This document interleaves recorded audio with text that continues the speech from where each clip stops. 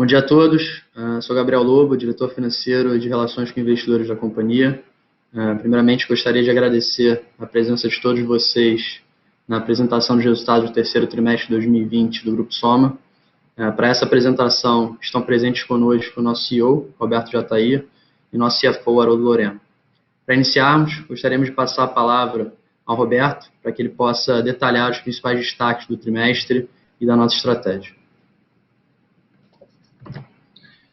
A nossa apresentação ela vai se dar em 4 blocos. Primeiro, a mensagem da administração, depois a gente passa por destaques financeiros, passando por avenidas de crescimento, e depois a gente abre para Q&A. Próximo slide, por favor. Próximo slide. Vamos começar falando um pouco de receita e recuperação em V. Então, a gente tem visto aí uma retomada de crescimento na receita e na margem bruta bastante forte, em especial nos últimos meses. O varejo mais e-commerce do mês de setembro 20, ele apresenta um same-store sale de 10% e uma margem bruta do terceiro TRI de 20, se comparado a terceiro TRI de 19, já superou em 0,5 pontos percentuais no terceiro TRI de 19. Então, isso nos dá um direcional muito positivo para o quarto TRI de 20 e para o ano de 2021 como um todo. Falando um pouco de redução de estoque off e freshness, isso, nesse ponto vai muito em linha com o que a gente sempre acreditou, né, para esse período de Covid, da gente manter os níveis de estoque off, dos níveis de freshness e as compras planejadas inicialmente para um segundo semestre. Isso a gente depois vai falar um pouco lá na frente, que deu um resultado e tem se confirmado uma estratégia bastante positiva. E aproveitamos também o segundo TRI de 20 para reduzir os nossos níveis de estoque, que depois, um pouco mais na frente, a gente vai ver as alavancas da diminuição dos nossos níveis de estoque para os próximos, para o exercício de 2021. Falando um pouco de mindset digital, a nossa competência digital como um grande diferencial competitivo, a integração entre os canais de venda segue um forte crescimento, um forte ativo no nosso negócio. A nossa plataforma multicanal continua em crescimento, permitindo um alto desempenho de vendas e um aging de estoque bastante saudável. A gente segue trabalhando na aceleração dos produtos digitais, com Soma Labs e no ramp-up do projeto MVP das integrações dos estoques com as multimarcas, e a gente tem muita crença, continuamos acreditando bastante nesses movimentos. Por último, queria falar de gente. A gente teve aqui um cuidado muito grande com o nosso time durante o período de Covid. A gente, como a gente vai ver futuramente aqui nos próximos slides, a gente vinha em 2019 num pace de crescimento bastante acelerado. A empresa se dimensionou para uma taxa forte de crescimento. Enfim, houve durante o período de Covid uma pressão muito grande para a gente ter corte de pessoal. Eu acho que a gente teve aqui uma atitude corajosa de manter o nosso time como um todo, né? Enfim, então a gente está com o nosso time pronto para enfrentar ou para, enfim, cuidar aí de um crescimento bastante forte, inclusive de novos ativos que estão entrando para dentro da companhia, assim como os ativos que a gente já tem e com capacidade de crescimento forte. Próximo slide, por favor. Aqui do lado esquerdo, no slide de cima, né, a gente conta um pouquinho da evolução do same-store sale trimestral. Como falado anteriormente, a gente vinha em taxas bastante altas, no primeiro TRI de 19, 12,3, no segundo TRI, 20,2, terceiro TRI, 7,6, quarto TRI de 19, 12,2, e o primeiro TRI de 2020 era um TRI que também ia entregar um same-store sale bastante robusto, né? Janeiro e fevereiro foram meses espetaculares, né? Aqui vale um ponto que houve também um deslocamento do carnaval se comparado ao ano passado, né? Então, fevereiro do ano passado, a gente não teve carnaval, o carnaval era em março, então os números de dias úteis de fevereiro foram maiores em 2019, se comparados ao primeiro trimestre de 2020, né, em fevereiro em especial, e aí, obviamente, o same-store sale cai a partir, em especial, da segunda quinzena de março, e entrega combinado nos meses 4,8. Depois do segundo TRI de 20, a gente tem todo o processo de Covid, caindo 32,2, e no terceiro TRI de 20 a gente já começa a olhar uma retomada e esse decréscimo passa a 8,2%.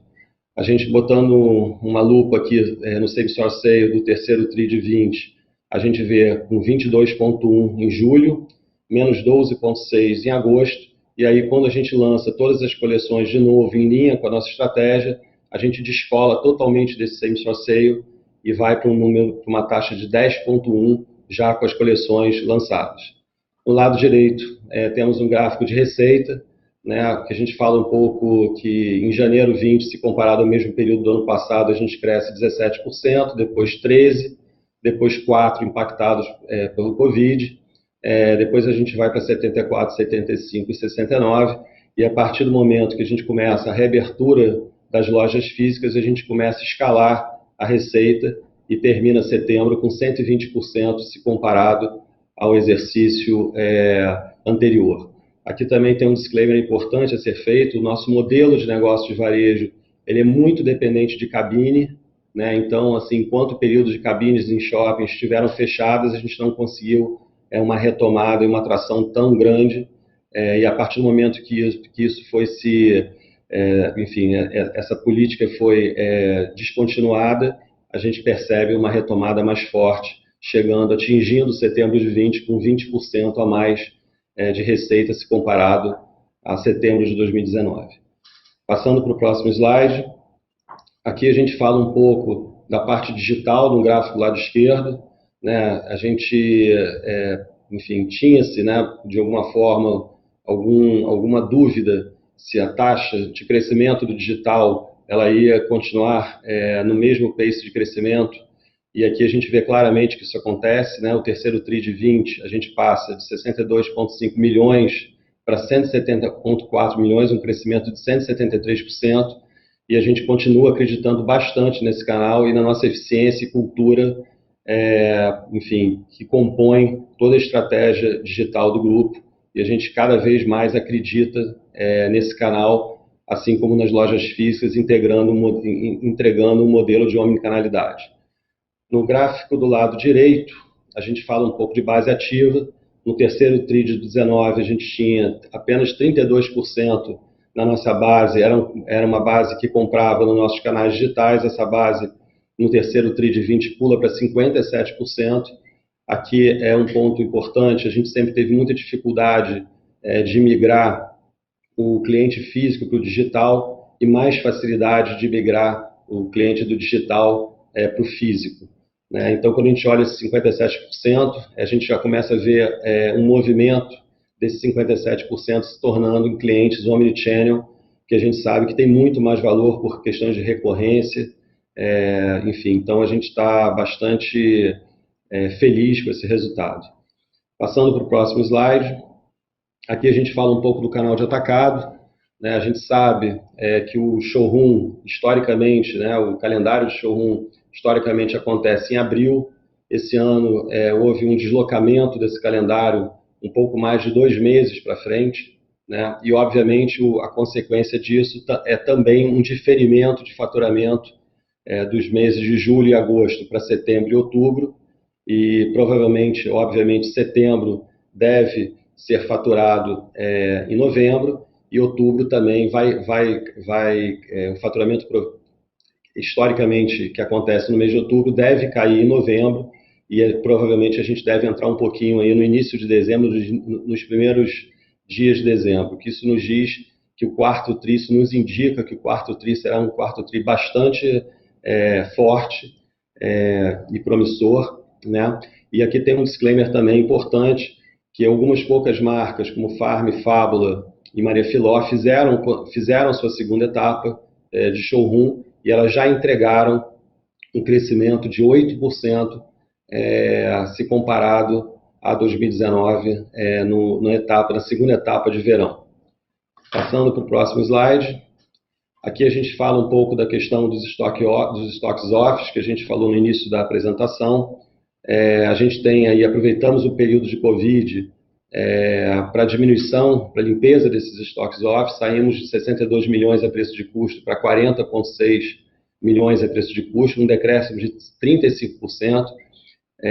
40,6 não é os nossos níveis históricos de estoque off, né? Então a gente tem hoje níveis de estoque off menores do que o nosso histórico, e quando a gente olha 2021, a gente tem dois sinalizadores importantes, né? De forma ponderada, quando você tem menos receita no estoque off, você aumenta a margem bruta, e tem um ponto também importante, quando você tem níveis de estoque mais baixos, você consegue, obviamente por política comercial e pricing, você consegue rentabilizar melhor o canal off. Então, isso nos indica também que 2021, pelo menos no primeiro semestre, a gente terá uma margem bruta bastante robusta. E falando de margem bruta, vamos para o gráfico do lado direito. A gente tem um primeiro TRI, que é o período de liquidação e que também teve um impacto de Covid, com uma margem bruta de 59%, depois 48% durante o período de Covid, e quando chega no terceiro TRI, com todos os lançamentos de coleção, a gente vai para 68% de margem bruta essa que já é superior também ao terceiro TRI de 2019. Passando para o próximo slide, vou passar aqui a palavra para o Haroldo Lorena, para que ele entre um pouco nos destaques financeiros. Pode passar o slide, por favor. Então, boa tarde, obrigado aí aos ouvintes. Um semestre extremamente positivo, né, com crescimento de vendas das receitas de varejo mais e-commerce de 20%, um same-store sales 10% no mês de setembro, o que demonstra claramente uma retomada em V, crescimento de vendas da companhia, demonstra que o quarto trimestre já tende à normalidade, onde a companhia nos últimos anos sempre apresentou crescimento de same-store sales positivo. O crescimento de vendas nos canais digitais, 173%, praticamente triplicando contra o mesmo período do ano anterior. É um indício super positivo de que a nossa estratégia estava correta. Um highlight muito positivo também, o crescimento da margem bruta em meio ponto percentual, comparado com o mesmo período do ano anterior, e da mesma forma como o Roberto já mostrou no chart anterior, uma retomada em V das margens, o que nos deixa muito confiantes de que nós conseguimos retomar os níveis pré-pandemia e pré-crise, né, os níveis operacionais normais.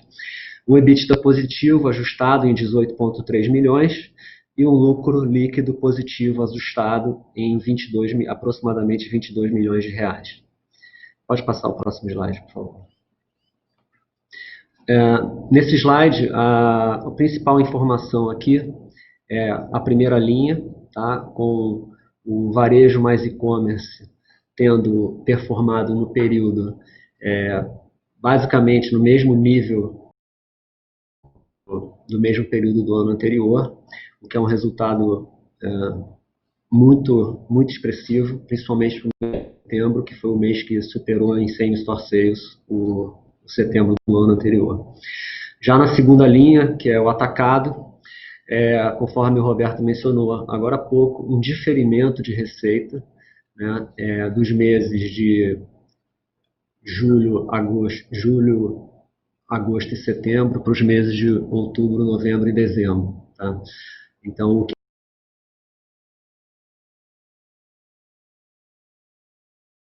próximo slide, por favor. O DRE, conforme eu mencionei anteriormente, não vou entrar em maiores detalhes aqui, tá? Ele está super bem descrito e detalhado nas notas explicativas do nosso balanço auditado pela Ernst Young no terceiro trimestre, assim como nos últimos tris. São 18,3 milhões de EBITDA ajustado positivo e 21,9 milhões de lucro líquido ajustado positivo no trimestre. Pode passar o próximo slide, por favor. Os ajustes, demonstrando os ajustes entre o EBITDA contábil e o EBITDA ajustado, são poucos. Tá? O primeiro deles são as provisões Covid, que na verdade é a reversão das provisões que foram feitas no segundo TRI. São provisões contábeis com o intuito de projetar futuras perdas dadas descontos. Essas provisões esse período já foi apurado e as provisões foram revertidas convertidas, o que gera um efeito positivo que nós estamos excluindo do resultado. O segundo item, ele já havia sido mencionado no call de resultados do segundo trimestre, que foi o vesting antecipado das opções de ações dos sócios, ILP, do plano de incentivos de longo prazo, que foi extinto. Então, ele não aparece nas figuras do terceiro TRI, mas aparece na figura do ano de 35,9 milhões. O item 3 é o efeito do cancelamento das opções de call e put entre o grupo de Moda Soma e os sócios da Cris Barros. Ele também é um efeito contábil, que não é um efeito caixa, e é resultante de um encerramento de uma cláusula contratual de opção de call e put entre as empresas. O item 4 é um item que nas DFs está escrito como custos indiretos do IPO. Ele, aqui traduzindo, ele é um bônus, uma bonificação extraordinária que a companhia concedeu aos seus funcionários, né? E o controlador fez parte dessa bonificação. Ela foi uma bonificação direcionada para os colaboradores e as pessoas que vêm trabalhando há 30 anos para formar o nosso time, as nossas marcas. Uma parte muito importante da cultura do grupo, a meritocracia, o reconhecimento das nossas equipes, e esse bônus foi merecido, é um instrumento também de retenção e engajamento para os próximos passos que nós temos pela frente na companhia. O quinto e último ajuste é simplesmente a reversão do efeito do imposto de renda dos ajustes mencionados anteriormente. É uma forma correta de dar a reversão de imposto de renda dos ajustes de 1 a 4. Então, em resumo, tá, 18,3 milhões de EBITDA ajustado no trimestre e 21,9 milhões de lucro líquido ajustado no trimestre. Por favor, pode passar para o próximo slide. Devolvo a palavra aqui ao Roberto, que vai rapidamente falar sobre as avenidas de crescimento. Obrigado. Próximo slide, por favor. Aqui a gente começa falando das lojas físicas, né? Aqui, dentro da nossa estratégia de lojas físicas, ela compõe importante passo para a omnicanalidade, que é algo que a gente acredita, né? A importância das lojas físicas dentro de um processo de omnicanalidade, não só de comunicação, mas também de transações comerciais. Estamos aí com 15 lojas aprovadas, enfim, 33 lojas de negociação para o primeiro semestre de 2021. Depois, falando um pouco da parte digital, né, que a gente continua acreditando muito, eu acho que é um diferencial competitivo nosso. A gente continua apostando muito e investindo bastante. Entramos aí com a Live Commerce, primeiro falar de Live Commerce, né, que é uma tendência muito grande na China, né, entregou aí uma receita, enfim, bastante relevante nos últimos meses na China, e a gente traz essa tecnologia, e tecnologia essa que tem uma aderência muito grande, não só no que tange a receita, mas também em relação à geração de conteúdo que ela entrega, e a gente captura vendas aí nos 24 horas, 48 horas depois. Essas vendas ainda vêm um pouco em função desses conteúdos que são gerados. As lives têm se tornado cada vez mais importantes para dentro do grupo, elas têm uma aderência muito grande com as nossas marcas, e a gente vai continuar investindo e entendendo que talvez esse seja até um novo canal de vendas. Os desafios aqui do apps, né, que a gente começa pela Animale, né, enfim, em MVP, ele está praticamente, enfim, terminando esse período de MVP. Depois a gente entende que essa é uma alavanca bastante importante para as marcas. A gente entende que o app, a gente entra na atmosfera da marca, enfim, e empresta uma experiência diferenciada, e a gente deve então, concluir a Animale nos próximos 30 dias, depois a gente entra no rollout para a Farm, e a gente depois termina rolloutando para as demais marcas do grupo. A questão da integração dos estoques, aqui é importante a gente também fazer um disclaimer, que a gente vem sendo diligente em relação à questão do código de multimarcas. né? A gente hoje tem uma preocupação muito grande, depois de um determinado tamanho que ele chegou, enfim, da gente educar essas multimarcas, né? A gente tem aqui tem uma apreensão muito grande da gente fazer um crescimento muito rápido e desestruturado, e isso pode arranhar completamente a nossa estratégia.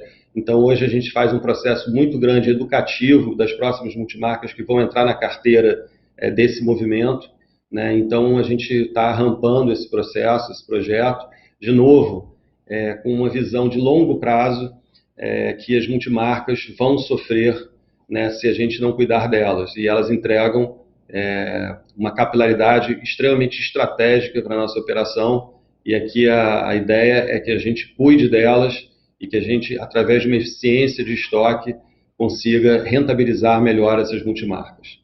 Quando a gente entra um pouquinho na parte de M&A, né, a gente tem uma visão hoje muito clara em relação à pipeline de aquisições. A gente continua acompanhando, mas o direcional nesse momento é a gente cuidar dos ativos que a gente tem dentro de casa, né? Depois da aquisição da Maria Filó e do provável fechamento da operação, e do provável fechamento nos próximos 30 dias da operação da NV, a gente vai olhar um pouco para dentro, vai tirar um pouco a atenção dos M&As no curto prazo e fazer o dever de casa e obviamente, extrair todo o potencial, não só das marcas adquiridas, como também das demais marcas que já estavam compondo o portfólio do grupo. Aí tem um último ponto, que é um ponto que eu sempre tenho muito cuidado com a minha fala, que é em relação ao crescimento da operação da Farm Global, e que agora entra no mercado europeu.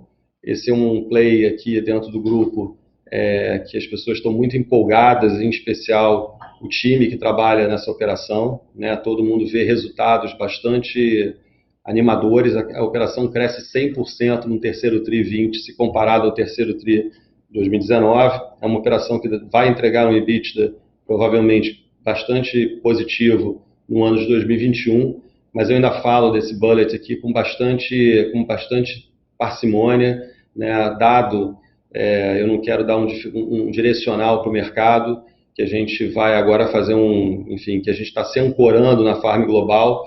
E por que eu falo isso? Apesar de existir uma crença muito grande nessa operação, dada a dificuldade histórica, né, que se tem em globalizar ou internacionalizar uma marca, eu acho que várias marcas já tentaram essa operação e não conseguiram, né? Então a Farm Internacional ela vai muito bem, mas eu prefiro, dentro de uma cultura conservadora que a gente tem dentro da companhia, apenas dar um pouco de visibilidade, mas ainda é algo a ser comprovado no longo prazo, né?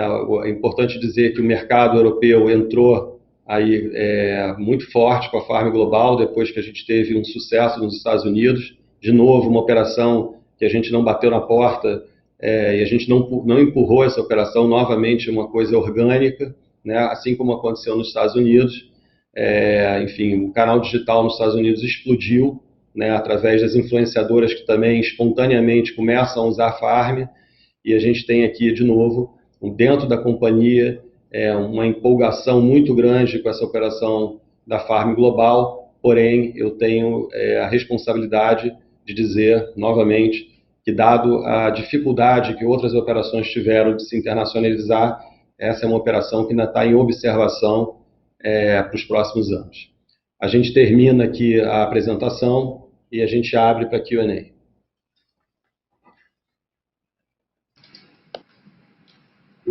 Perfeito. Bom, vou ler as perguntas aqui e o Roberto vai respondendo. Bom, primeira pergunta, agradecendo primeiramente aqui ao Bob Ford, do Bank of America. Boa tarde, parabéns pelos resultados. Roberto, você pode falar um pouco sobre seus esforços para rejuvenescer a Animale e como isso está evoluindo? A Covid cria desafios adicionais ou uma experiência mais digital facilita esse rejuvenescimento?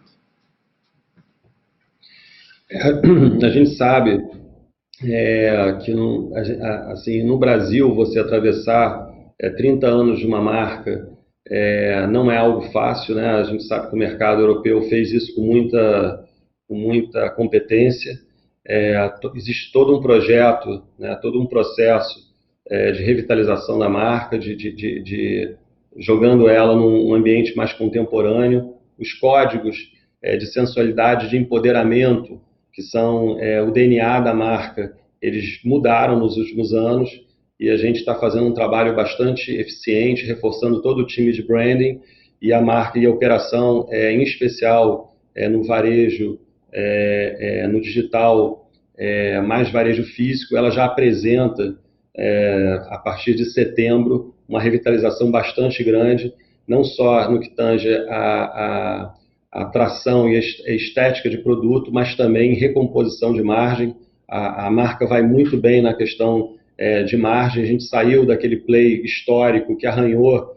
Acho que é importante a gente falar sobre isso, né? Eu acho que a Animale foi muito sacrificada durante esse período de crise que a gente teve desde 2014, uma crise longa, né, que o price point da Animale teve, né, dentro dessa estrutura, né, dentro dessa classe de price point, a gente pode dizer assim, houve um mercado muito promocionado, né, dentro de um posicionamento da Animale, que é uma marca mais fashion, isso de alguma forma prejudica, né, a operação, né, e a gente está saindo, né, hoje aqui o direcional é não fazer nenhum tipo de promoção e trazer para dentro da marca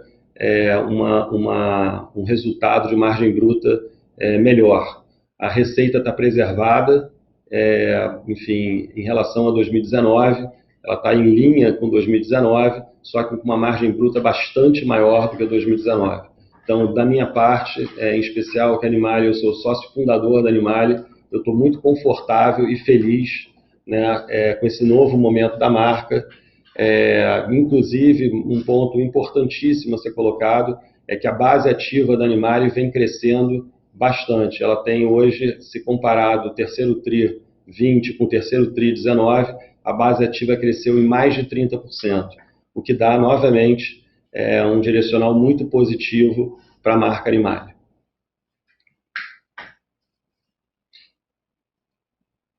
Perfeito. Bom, segunda pergunta do Itaú BBA. Tem que fechar o áudio. Segunda pergunta do Itaú BBA. Gabriel Simões, do Itaú BBA. Vocês poderiam dividir um pouco do estágio das iniciativas de omnicanalidade da companhia? Pensando em especial na parte da logística reversa, vocês podem dar mais detalhes dessa operação? Em quanto tempo acreditam que conseguem fazer o rollout dessa iniciativa e se acreditam que ela faz sentido para todas as marcas do grupo?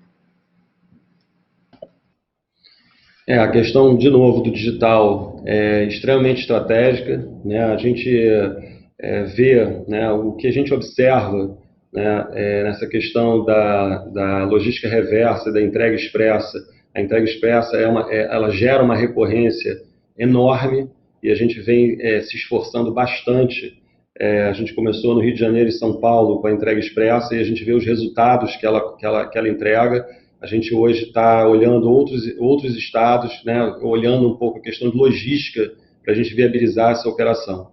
No que tange a logística reversa, eu acho que é um ponto bastante interessante, né? A gente, através da Farm Global, a gente vê que a gente tem uma devolução de produtos transacionados no meio digital de 30% contra alguma coisa perto de 5% no Brasil.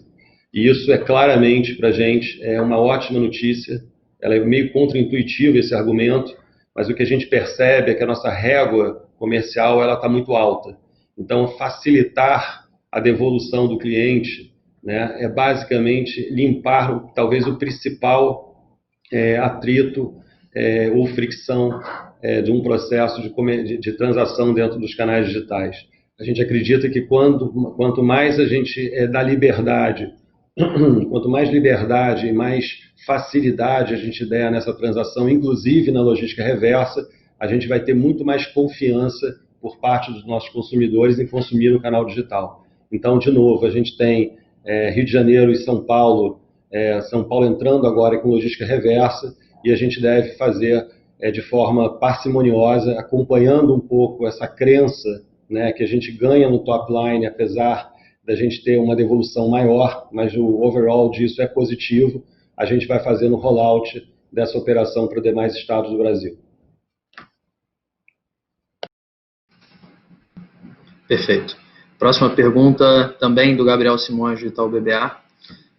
Pensando na multimarca, já vimos esse crescimento de 8% com o lançamento da coleção de alto verão.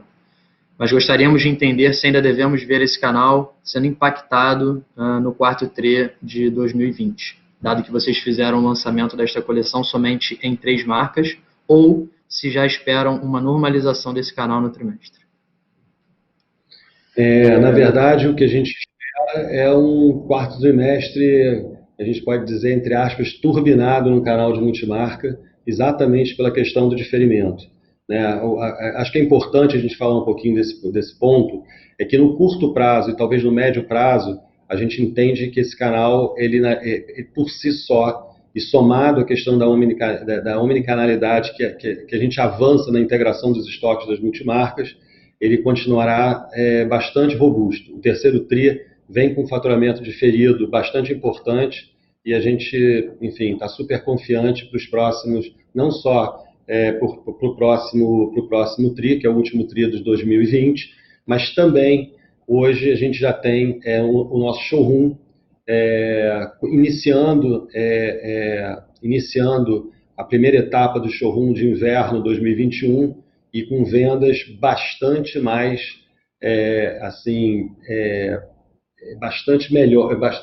muito melhores do que a gente esperava. De novo, obviamente, a gente tem que terminar esse período, né? Ou seja, o showroom tem 10 dias e a gente vai ver o resultado nos próximos 10 dias, 15 dias.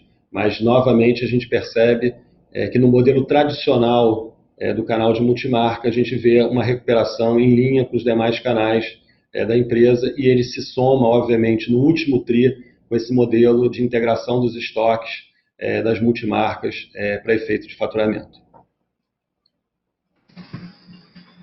Perfeito. A próxima pergunta também do Bob Ford, do Bank of America.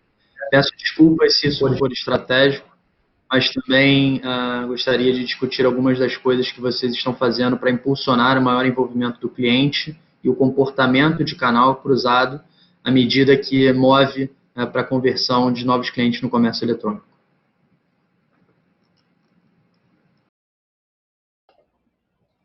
O que a gente vê em relação à questão o que a gente enxerga aí é exatamente um esforço muito grande de transformar, enfim, um cliente normal, um cliente físico, né? Historicamente muito difícil a gente transformar esse cliente em varejo físico para o digital, com a questão toda da omnicanalidade.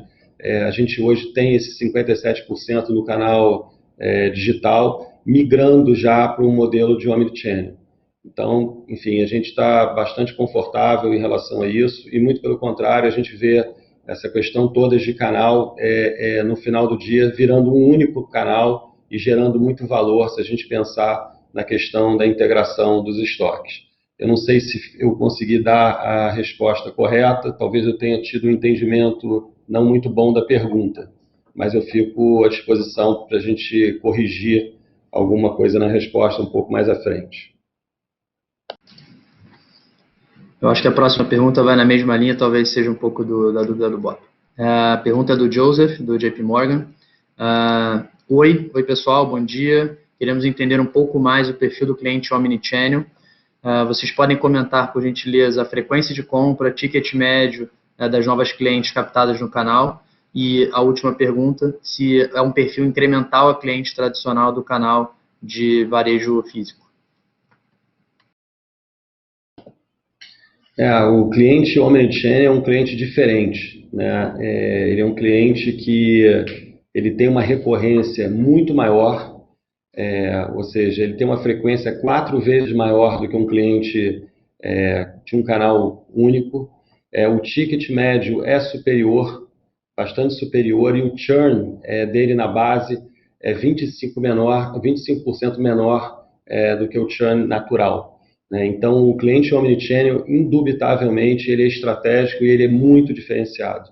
Então, todos os esforços da companhia, ou seja, dada a questão da frequência, dada a questão da recorrência, dada a questão do ticket médio maior e dada a questão da fidelidade dele à marca, ele é extremamente estratégico, né? E a gente tem agora a grande oportunidade de migrar 57% da nossa base, que é exclusiva online, para um cliente omnichannel com todos os nossos aparatos de CRM e toda a nossa força comercial. Esse é um ponto bastante importante para os próximos trimestres e para o próximo ano. A gente continuará se esforçando bastante em transformar os nossos clientes em clientes omnichannel.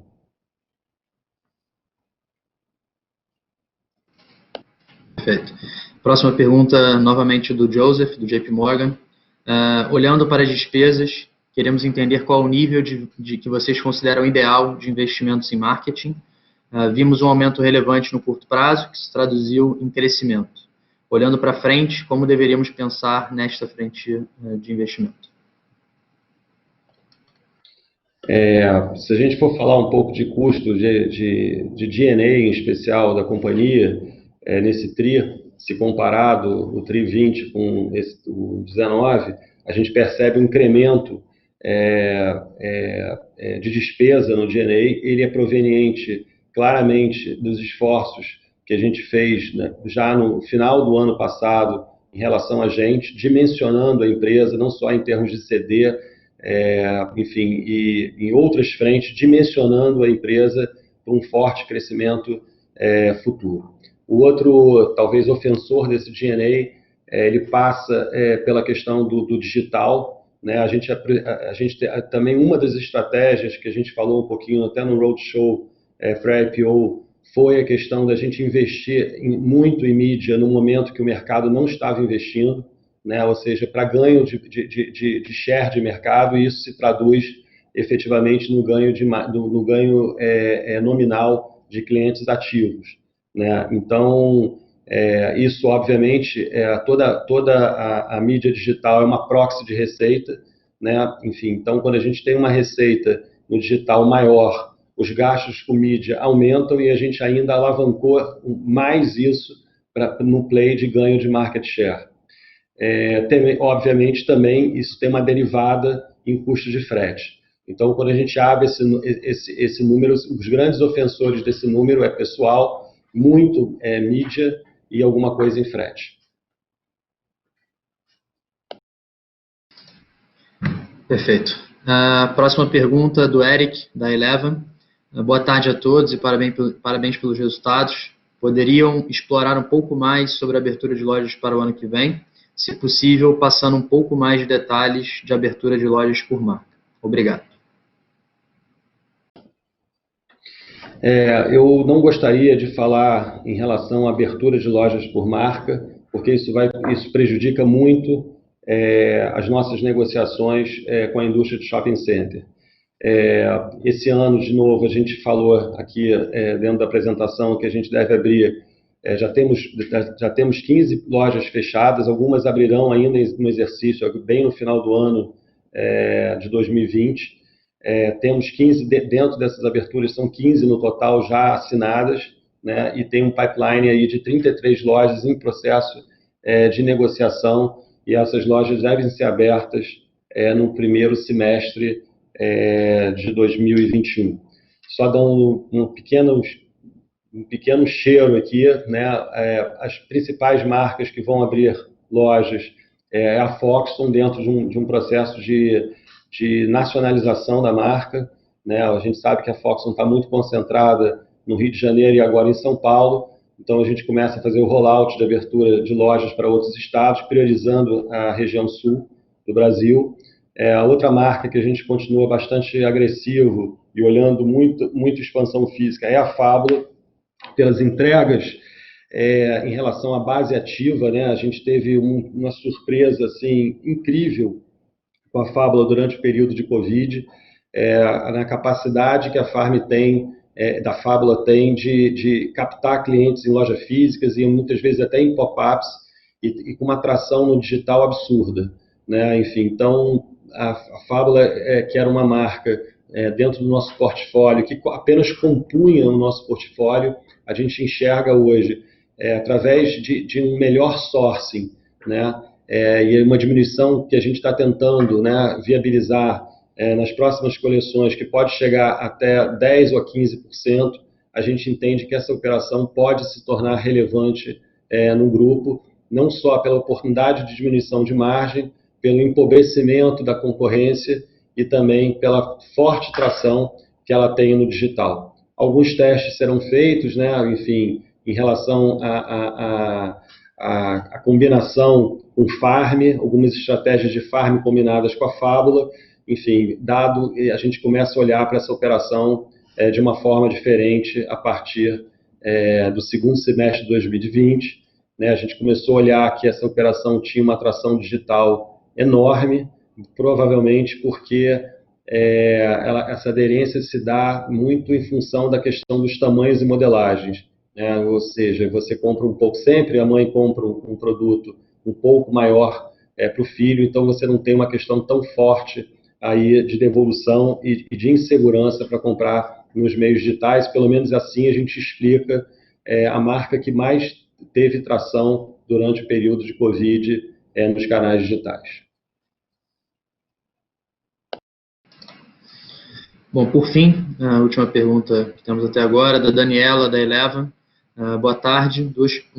A primeira pergunta, poderiam comentar sobre os planos para o Grupo Soma na Black Friday e como a gente se preparou? Essa é a segunda pergunta. Não temos plano diferente do nosso histórico. O Black Friday é um calendário importante, porém, na minha visão, um calendário nocivo para a nossa indústria, né? Ou seja, você fazer uma grande semana de promoções na véspera de um Natal não é o melhor cenário. Essa situação veio crescendo ao longo do tempo, e o que a gente vai fazer na Black Friday, por exemplo, em especial na Animalia, ela não entrará com um produto, absolutamente nenhum produto da coleção de verão. A gente trabalhará com coleções anteriores, né, dentro do play de resgate, assim, de desejo de marca da Animalia. Né, falando um pouco de Farm, a Farm tem uma licença que a gente pode chamar de uma licença poética maior para fazer uma brincadeira dentro da Black Friday, né, um pouco da cultura da Farm, e as demais marcas devem seguir um pouco na linha da Animalia. Mas, assim, a gente sabe, obviamente, que dado a atração que a gente tem no digital, a gente vai ter uma Black Friday assim, excepcional, provavelmente muito forte nesse ano. E a gente está preparado no que tange a toda a parte de tecnologia e parte logística para prover um nível de experiência também bastante interessante, assim como aconteceu no período de Covid. Bom, perfeito. Encerramos aqui a sessão de Q&A. Né? Vou passar novamente a palavra ao Roberto para que ele possa fechar e, novamente, obrigado de novo a todos pela presença. Muito obrigado a todos que nos assistiram. Estamos aqui à disposição, através do RI, para esclarecer demais dúvidas que possam surgir. Obrigado a todos.